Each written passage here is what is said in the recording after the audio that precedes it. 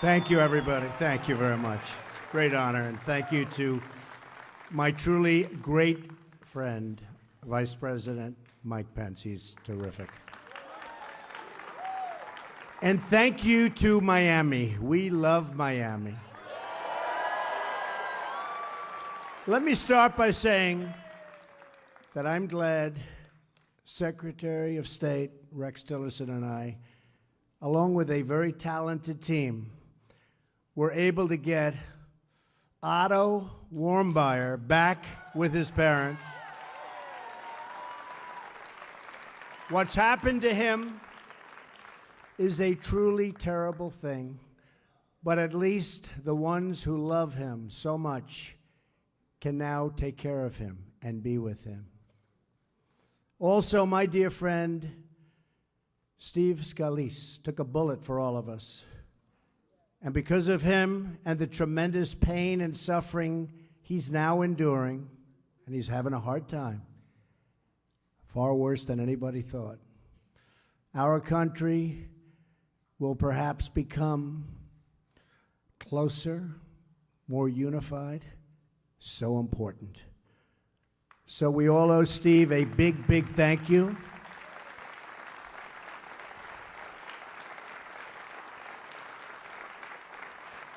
And let's keep the Warmbier family and the Scalise family and all of the victims of the congressional shooting in our hearts and prayers. And it was quite a day, and our police officers were incredible, weren't they? They did a great job. Good job. And let us all pray for a future of peace, unity, and safety for all of our people. Thank you. And for Cuba. I am so thrilled to be back here with all of my friends in Little Havana. I love it. I love this city. And one of the big thank you. Thank you. Now, this is an amazing community. The Cuban-American community. There's so much love. I saw that immediately. Thank you, darling. Oh, do I love you too. What you've built here, a vibrant culture, a thriving neighborhood, the spirit of adventure, is a testament to what a free Cuba could be. And with God's help, a free Cuba is what we will soon achieve.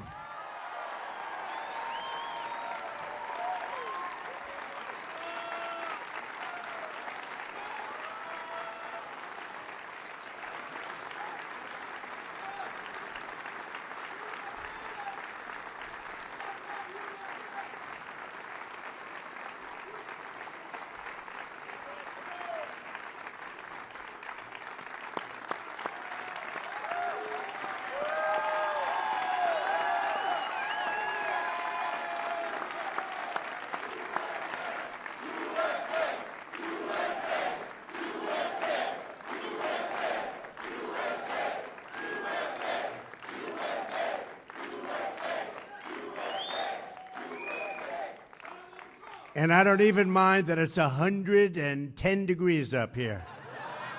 This room is packed. You know, it wasn't designed for this. I'd like to thank the fire department. We are delighted to be joined by so many friends and leaders of our great community. I want to express our deep gratitude to a man that's really become a friend of mine. And I want to tell you, he is one tough competitor, Senator Marco Rubio. Great guy. He is tough, man.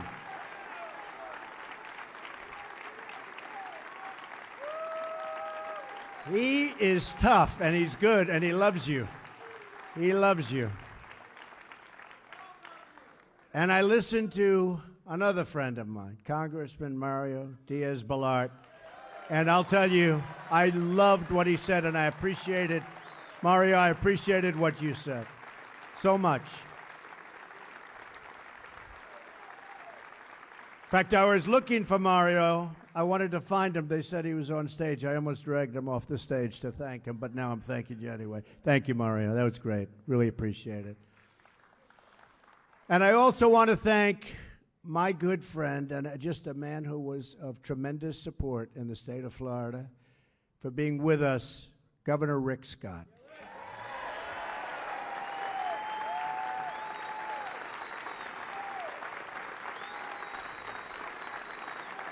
Great job. He's doing a great job. Oh, I hope he runs for the Senate. I know I'm not supposed to say that. I hope he runs for the Senate. Rick, are you running? Huh? I don't know. Marco, let's go. Come on, we got to get him to. I hope he runs for the Senate.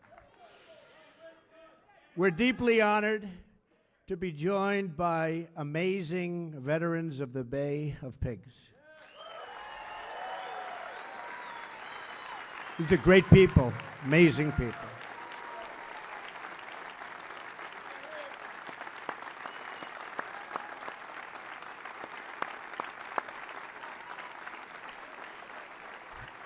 I have wonderful memories from our visit during the campaign. That was some visit. That was right before the election. I guess it worked, right? Boy, Florida as a whole and this community that supported us like by tremendous margins, and we appreciate it. But including one of the big honors, and that was the honor of getting the Bay of Pigs Award just before the election. And it's great to be gathered in a place named for a true hero of the Cuban people, and you know what that means.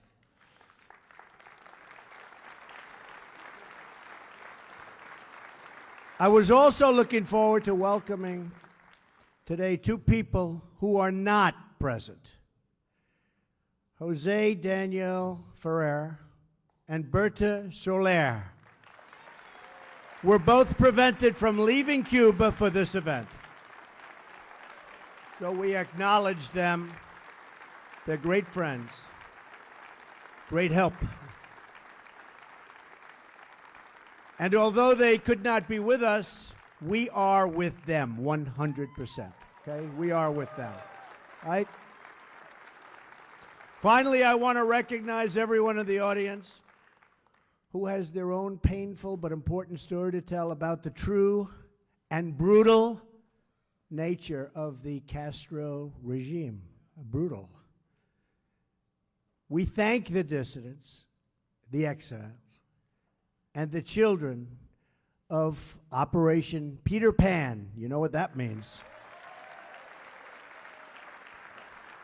And all who gather in the cafes, churches, and the streets of this incredible area and city to speak the truth and to stand for justice.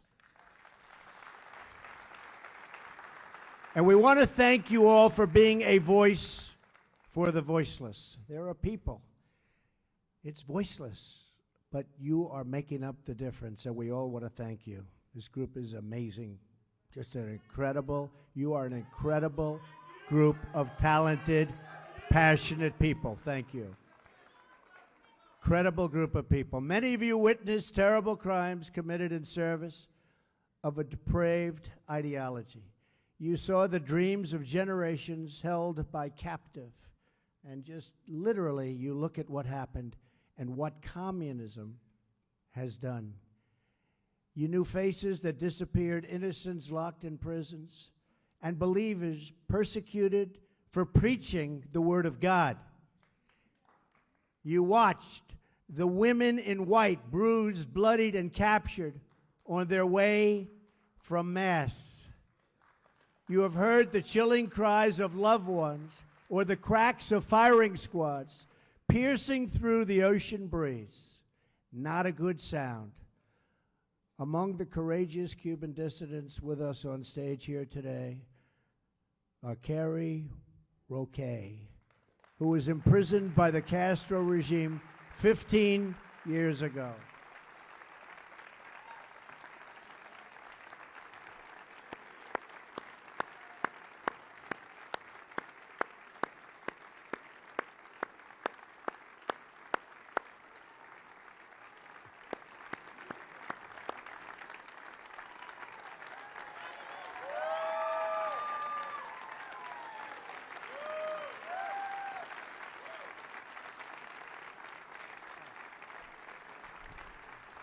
She looks awfully good. Thank you, Mr. President. Thank you, Mr. Vice President. Thank you, Marco Rubio, Mario Diaz-Balart. Thank you to all the men and the Cubans who fight, no matter what the times can be, for the Cuban liberty. On behalf, Mr. President, on behalf of the Cuban people, the people inside my eyes, my homeland, thank you, and we appreciate your love. Thank you. Wow.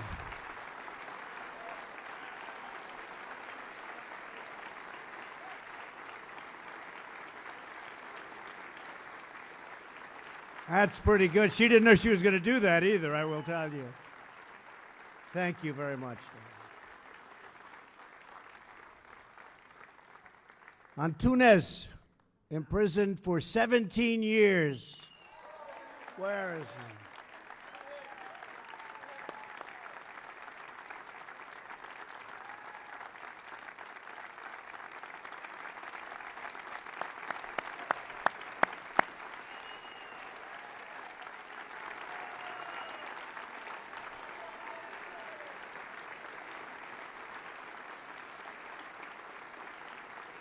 I love that name. Antunes, I love that name. And Angel Tifana, imprisoned for over 20 years.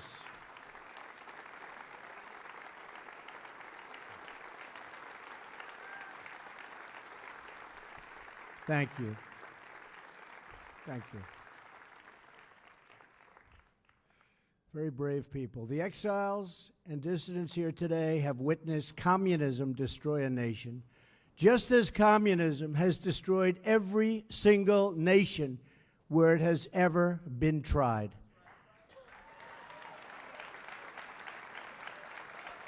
But we will not be silent in the face of communist oppression any longer. You have seen the truth, you have spoken the truth, and the truth has now called us, this group, called us to action. Thank you. Last year, I promised to be a voice against repression.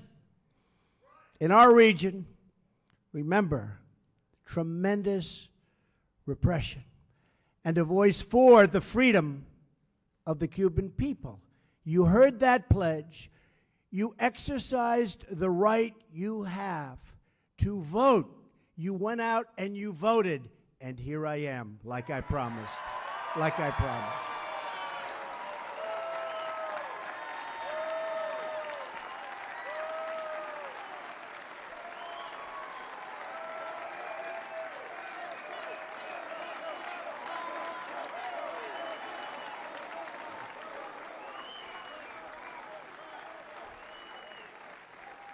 I promise you, I keep my promises.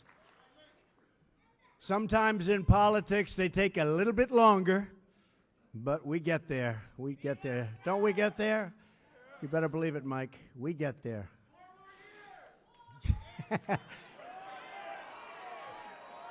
Thank you.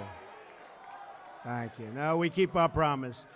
And now that I am your president, America will expose the crimes of the Castro regime and stand with the Cuban people in their struggle for freedom. Because we know it is best for America to have freedom in our hemisphere, whether in Cuba or Venezuela, and to have a future where the people of each country can live out their own dreams.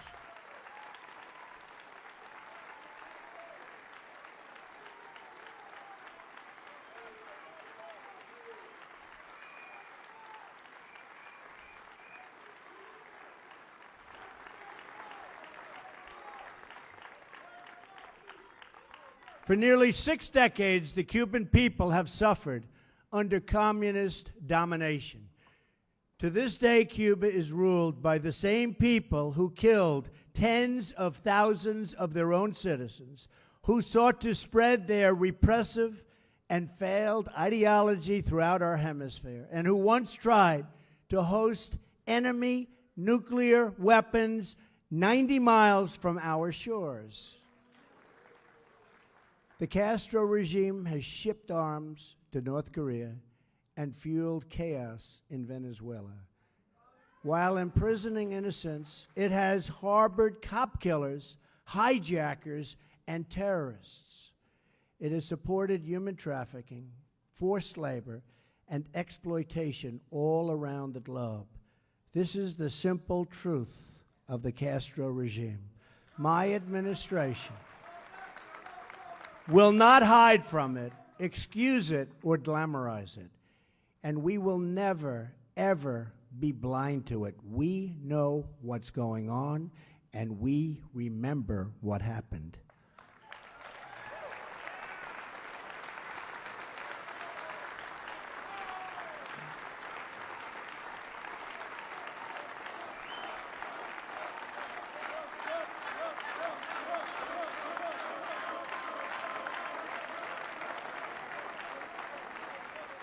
On my recent trip overseas, I said the United States is adopting a principled realism rooted in our values, shared interests, and common sense.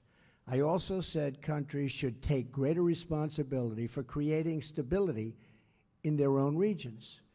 It's hard to think of a policy that makes less sense than the prior administration's terrible and misguided deal with the Castro regime.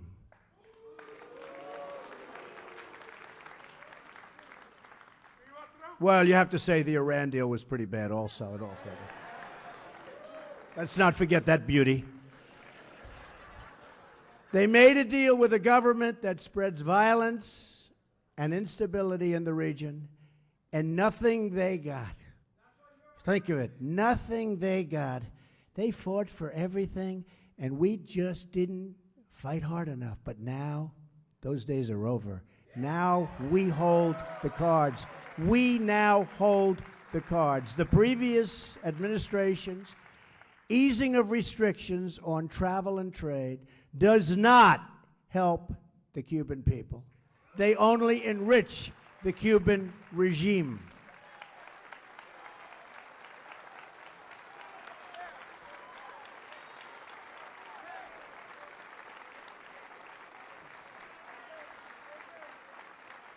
The profits from investment and tourism flow directly to the military. The regime takes the money and owns the industry. The outcome of last administration's executive action has been only more repression and a move to crush the peaceful democratic movement. Therefore, effective immediately, I am canceling the last administration's completely one-sided deal with Cuba.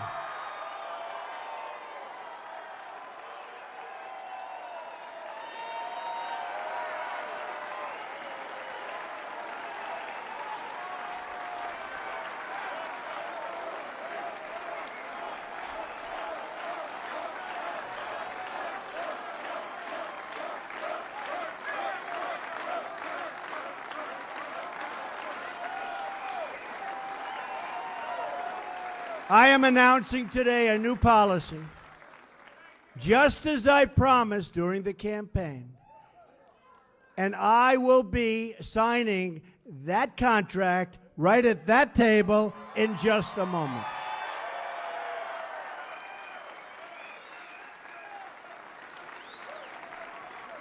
Our policy will seek a much better deal for the Cuban people and for the United States of America. We do not want U.S. dollars to prop up a military monopoly that exploits and abuses the citizens of Cuba. Our new policy begins with strictly enforcing U.S. law. We will not lift sanctions on the Cuban regime until all political prisoners are freed, freedoms of assembly and expression are respected, all political parties are legalized, and free and internationally supervised elections are scheduled. Elections.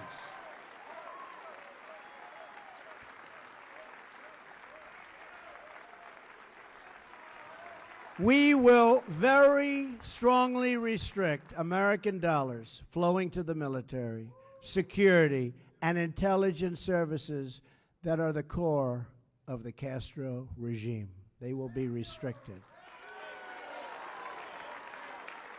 We will enforce the ban on tourism.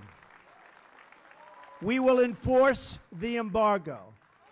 We will take concrete steps to ensure that investments flow directly to the people so they can open private businesses and begin to build their country's great, great future, a country of great potential.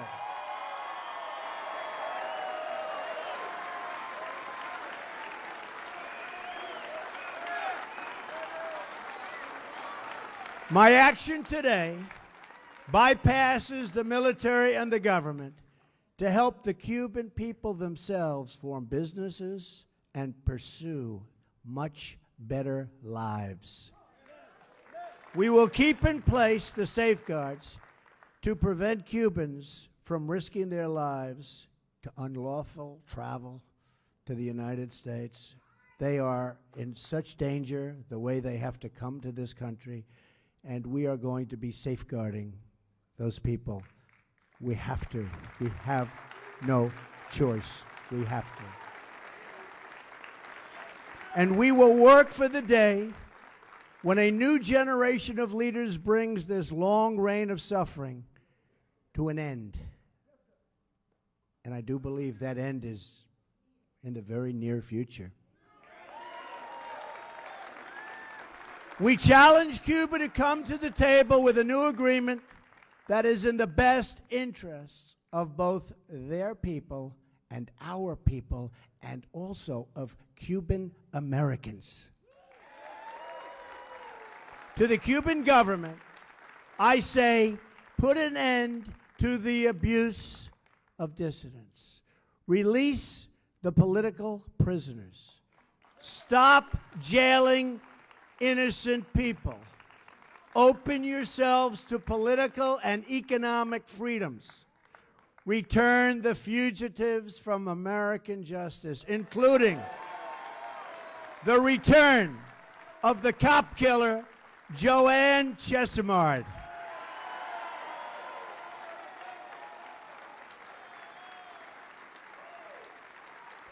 And finally, hand over the Cuban military criminals who shot down and killed 4 brave members of Brothers to the Rescue,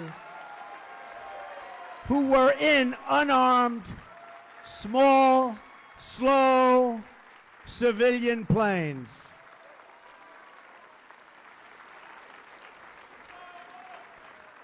Those victims included Mario de la Pena Jr.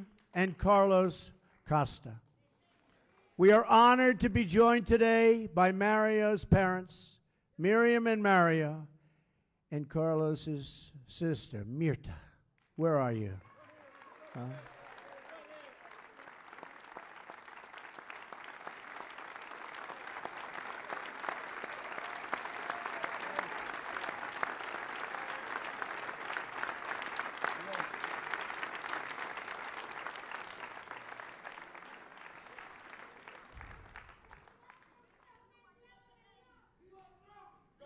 Those are great, great parents who love their children so much.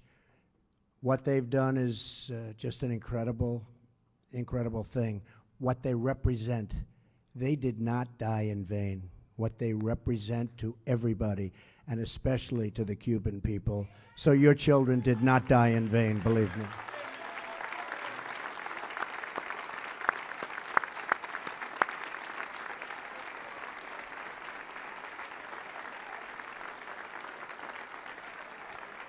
So to the Castro regime, I repeat, the harboring of criminals and fugitives will end. You have no choice. It will end.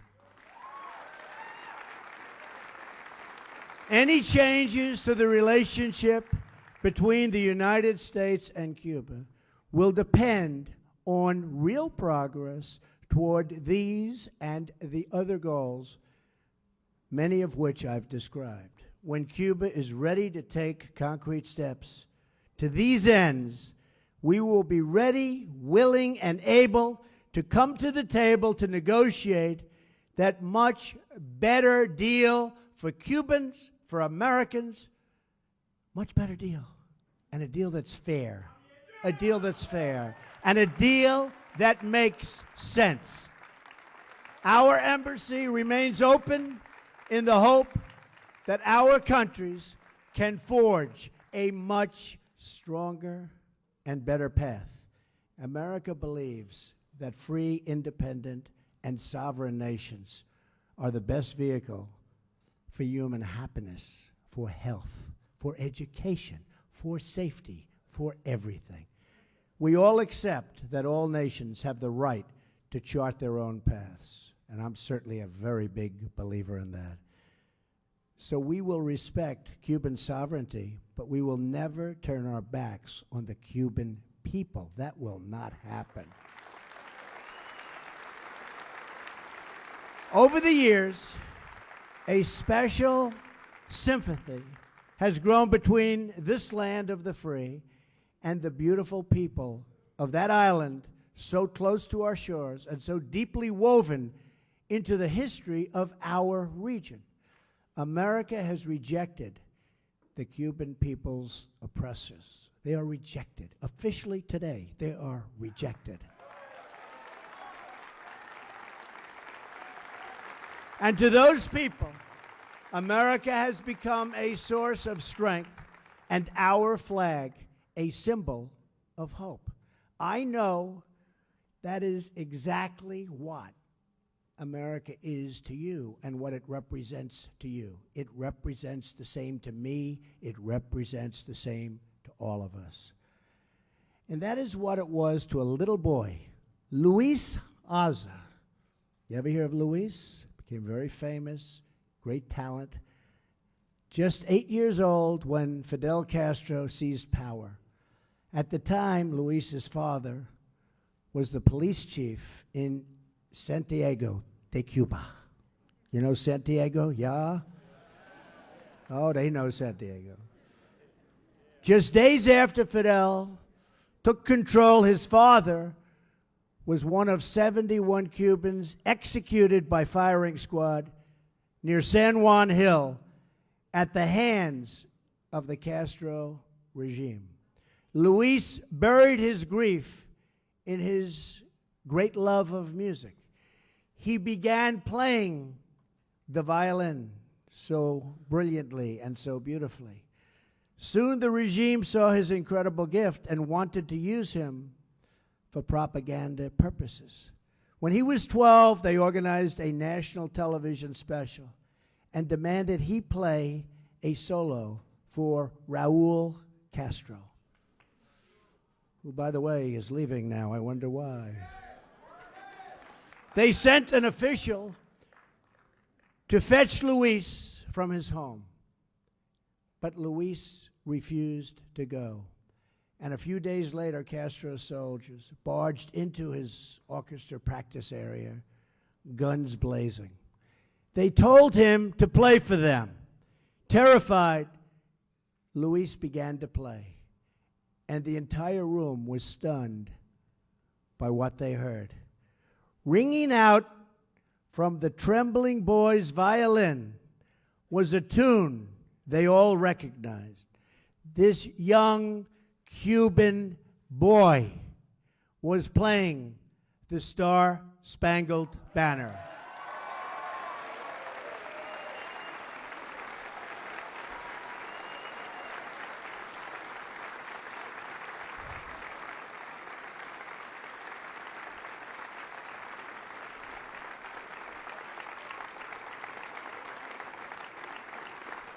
Luis played the American national anthem all the way through.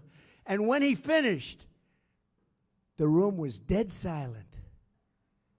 When we say that America stands as a symbol to the world, a symbol of freedom, and a symbol of hope, that is what Luis meant, and that is what Luis displayed that day. It was a big day. It was a great day. And that is what we will all remain. That was a very important moment, just like this is now for Cuba, a very important moment. America will always stand for liberty, and America will always pray and cheer for the freedom of the Cuban people. Now, that little boy whose story I just told you, the one who played that violin so beautifully so many years ago, is here with us today in our very, very packed and extremely warm auditorium. Of course, he is no longer a little boy, but a world-renowned violinist and conductor, one of the greats. And today he will once again play his violin and fill the hearts of all who love and cherish Cuba, the United States, and freedom. I would like now to invite Luis to the stage. Luis.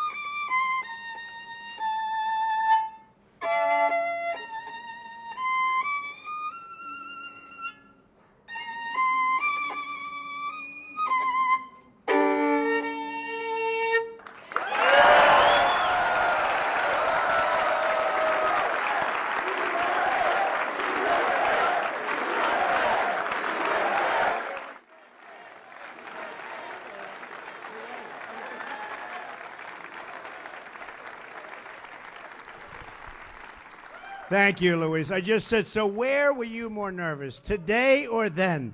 He said, honestly, I think today. That's pretty.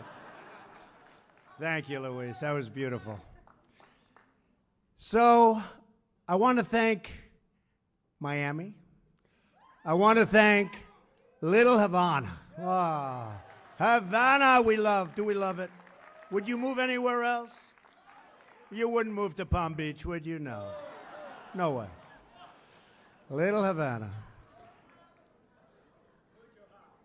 And I want to thank all of our great friends here today. You've been amazing, loyal, beautiful people. And thank you. Don't remind me. Actually, I was telling Mike. So it was 2 days on my birthday till a big day, which turned out to be tomorrow, the 16th.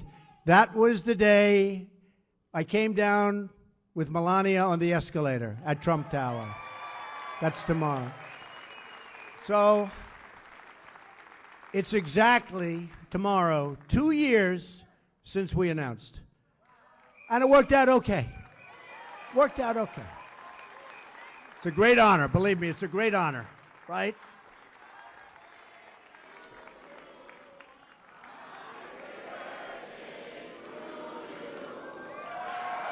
Thank you. Thank you very much.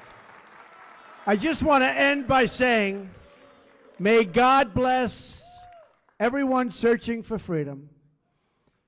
May God bless Cuba. May God bless the United States of America. And God bless you all. Thank you. Now I'm going to sign. Thank you.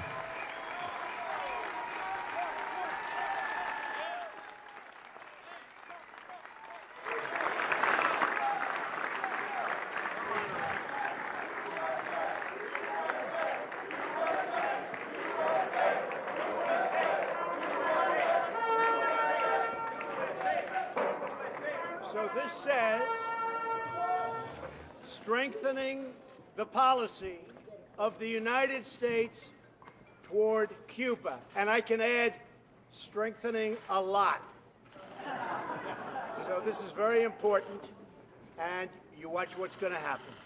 It's going to be a great day for Cuba. Thank you. Thank you very much.